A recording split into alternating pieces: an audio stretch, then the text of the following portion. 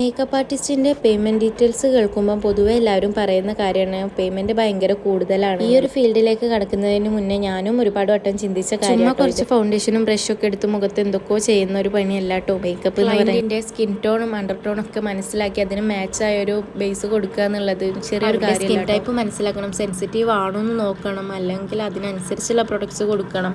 ഇതിൻ്റെയൊക്കെ എക്സ്പെൻസ് ആണെങ്കിലോ അത് നിങ്ങൾ പറയും ഒരു ബ്രൈഡിന് മാത്രമല്ലല്ലോ ഒരു പ്രൊഡക്ട്സ് മൊത്തമായിട്ട് യൂസ് ചെയ്യുന്ന, ഒരുപാട് ബ്രൈഡ്സിന് യൂസ് ചെയ്യൂലേ. ഓരോ ബ്രൈഡ്സിനും ഡിഫറെൻ്റ് ആയിട്ടുള്ള സ്കിൻ ടൈപ്പും സ്കിൻ ടോണും ഒക്കെ, അപ്പോൾ അതിനനുസരിച്ച് ഡിഫറെൻ്റ് ആയിട്ടുള്ള പ്രൊഡക്ട്സും നമുക്ക് വാങ്ങിക്കണം. നമ്മൾ സെൽഫ് യൂസിന് യൂസ് ചെയ്യുന്ന പ്രൊഡക്ട്സ് അല്ലാട്ടോ നമ്മൾ ബ്രൈഡിന് യൂസ് ചെയ്യുക. നമ്മൾ ബ്രൈഡിന് യൂസ് ചെയ്യുന്ന എല്ലാ പ്രൊഡക്ട്സിനും അത്യാവശ്യം എക്സ്പെൻസ് ഉണ്ട്. പക്ഷേ ഇതിനേക്കാളൊക്കെ ബുദ്ധിമുട്ടുള്ള കാര്യം എന്ന് പറയുന്നത് ചില ബ്രൈഡ്സിൻ്റെ ലൊക്കേഷനൊക്കെ ഭയങ്കര ദൂരമായിരിക്കും.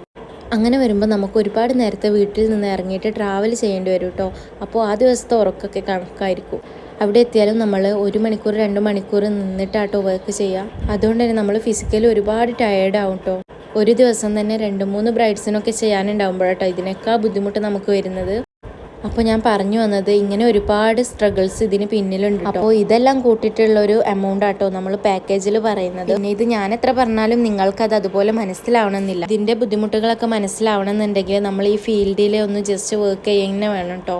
പക്ഷേ ഇങ്ങനെ പറഞ്ഞതുകൊണ്ട് ചിലർക്കെങ്കിലും മനസ്സിലാകുമോ വിചാരിച്ചിട്ടാട്ടോ പറഞ്ഞത്. അപ്പോൾ ഓക്കെ, ബൈ.